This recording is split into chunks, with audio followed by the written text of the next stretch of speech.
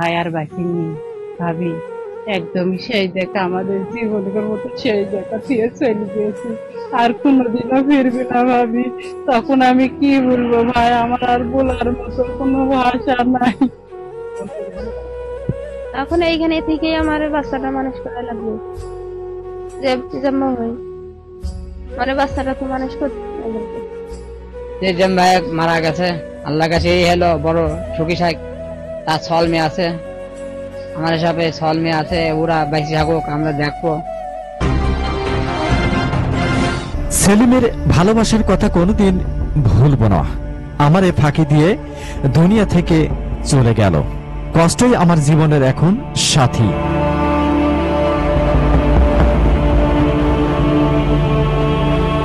আমি এখন কি করব আর না করব কিছুই বুঝে উঠতে পারছি না। আমি এখন কোথায় যাব, কোথায় থাকব?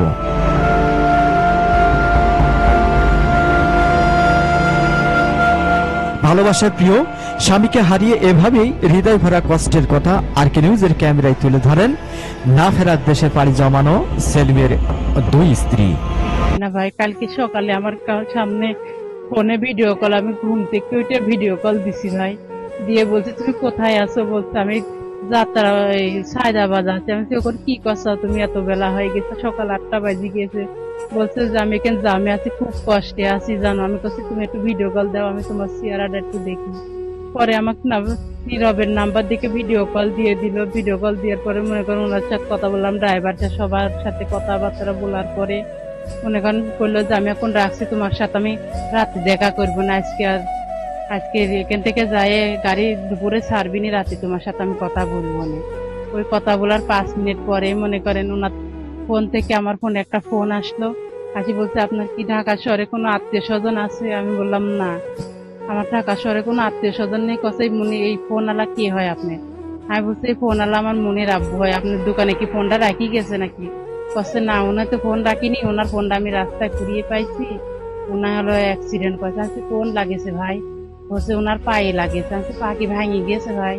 বলছে না ভাবি আমি জানি না, আমি তো রাস্তায় গাড়ি নিয়ে যাচ্ছিলাম, ওনার ফোনটা পাইছি, ওনার লোকজন থাকলে কোন ফোনটা নিয়ে যাচ্ছে। বলছি আমি আর বলছি ভাই কোন ফোনটা পাইছেন আপনি বলেন তো সে ঠিকানাটা। বলছে সায়দাবাদ হলো মুগদা হাসপাতালের সামনে আছি আমি।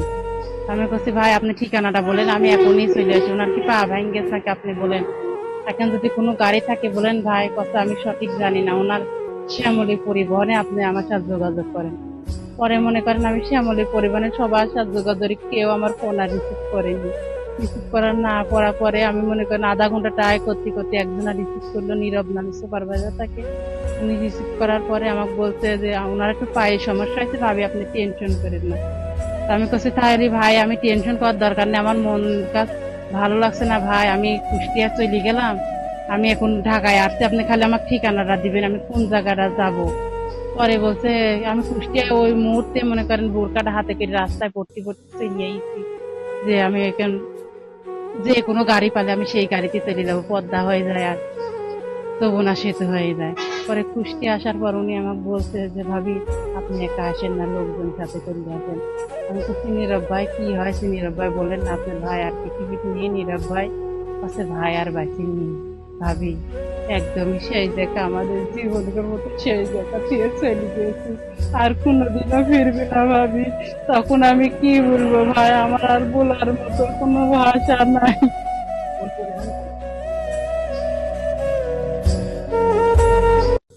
রোডে অ্যাক্সিডেন্টে মারা গেছে। আমি শুনছি আমার যা আছে দেওয়ার আছে, ওনারা ফোন দিছে, দিয়ে বলছে যে এরকম বাইনা গ্যাস সেকেন্ড রোডে অ্যাক্সিডেন্টে মারা গেছে, এখন আসুন। তাই আমি শুনছি।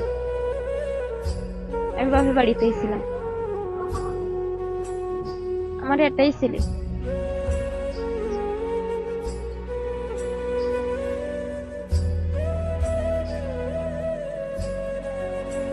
হ্যাঁ, এখন এইখানে থেকেই আমার বাচ্চাটা মানুষ করা লাগবে, যে জন্ম হয় মানে বাচ্চাটা তো মানুষ করতে লাগবে।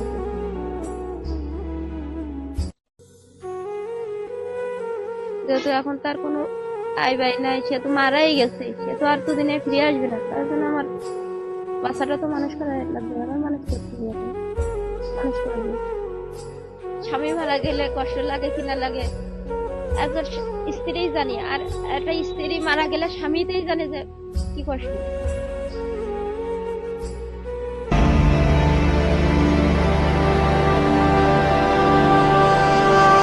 স্বামীর আকস্মিক এমন চিরবিদায়কে কোনো অবস্থায় মানতে পারছে না তারা, ভুলতে পারছে না স্বামীর স্মৃতি মাখা দিনগুলির কথা।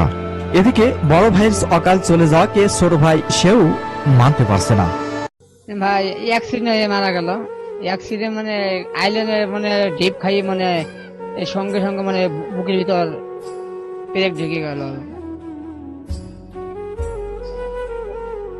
এই আছে রাত্রের সকাল 6টার দিক অ্যাক্সিডেন্ট। কাল মঙ্গলবারে, গতকাল সোমবারে, আর এই মঙ্গলবারে এই মাটি হইল।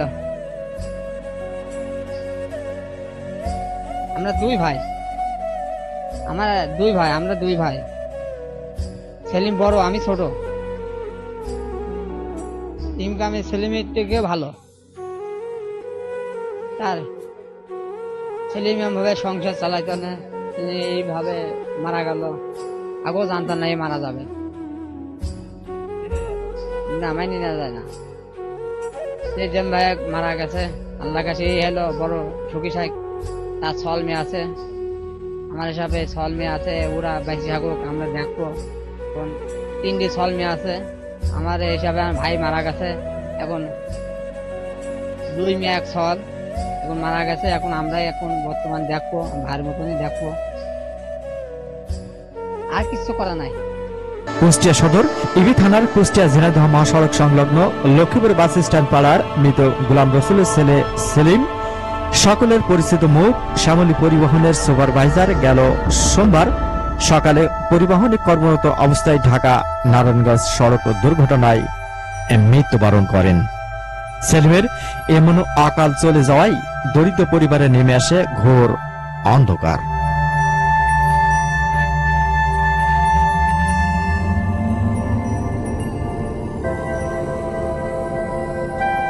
মোহাম্মদ রফিক, আর কে নিউজ 24।